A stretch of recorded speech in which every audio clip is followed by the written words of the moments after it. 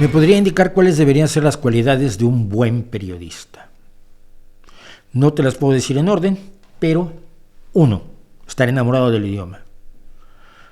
El idioma es su herramienta, el lenguaje es su arma, la descripción es su forma de tocar a otras personas. Comentaba yo con Manu Bravo precisamente un maravilloso reportaje del New York Times que leí hace poco sobre un detective y 2 científicos forenses que tuvieron que hacer el levantamiento del lugar del crimen en la masacre de Sandy Hook, donde un alto número de niños fueron asesinados, más de 20 y tantos niños fueron asesinados, niños de entre 6 y 7 años y 3 adultos.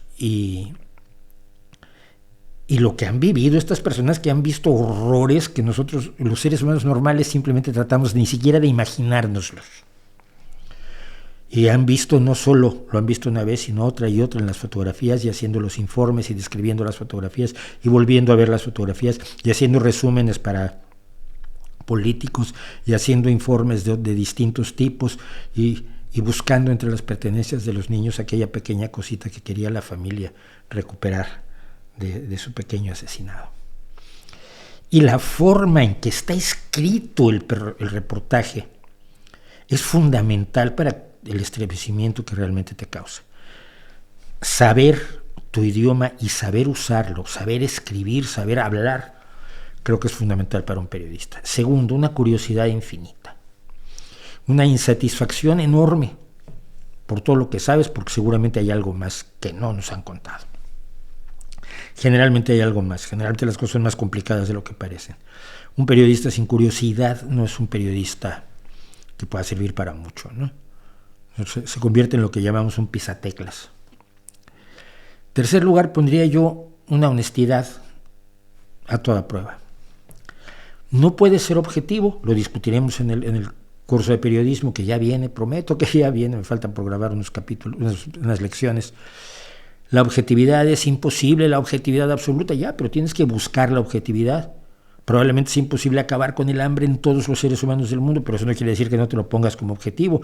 Probablemente no puedas curar todos los cánceres, pero eso no quiere decir que no te pongas como objetivo curar el cáncer. Y así se han logrado curar muchos. Así que aunque la objetividad sea imposible, creo que todo periodista debe imponerse la meta de la objetividad. Es decir, ¿estoy diciendo lo que pasó o estoy diciendo lo que yo pienso de lo que pasó? Que son 2 cosas muy distintas.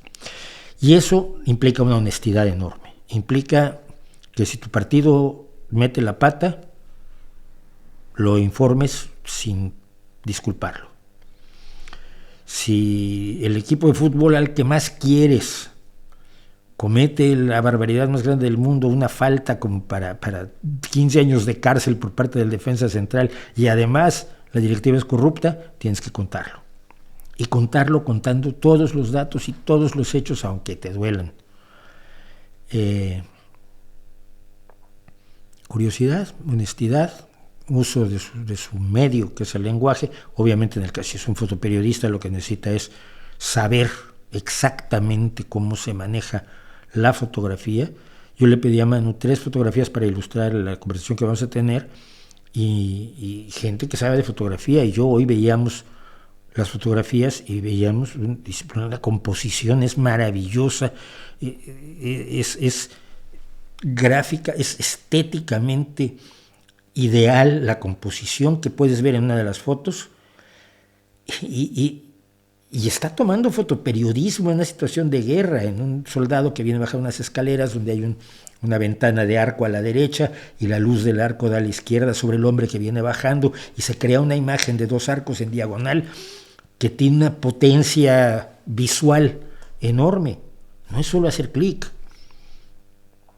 Si tu lenguaje es el vídeo, tienes que conocer todo lo que hay que saber de vídeo y de producción de vídeo y de realización de vídeo y de composición y de colores y de todo lo que se tiene que volver tu propia forma de ser, que no lo tienes que pensar como no piensas cuando utilizas el lenguaje, cuando escribes.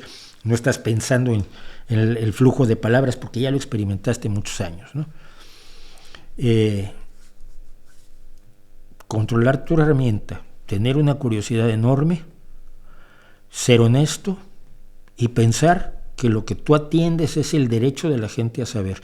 No atiendes a tus ideas, no atiendes a tus gustos, no atiendes a tus convicciones, más que a una: el derecho de la gente a saber.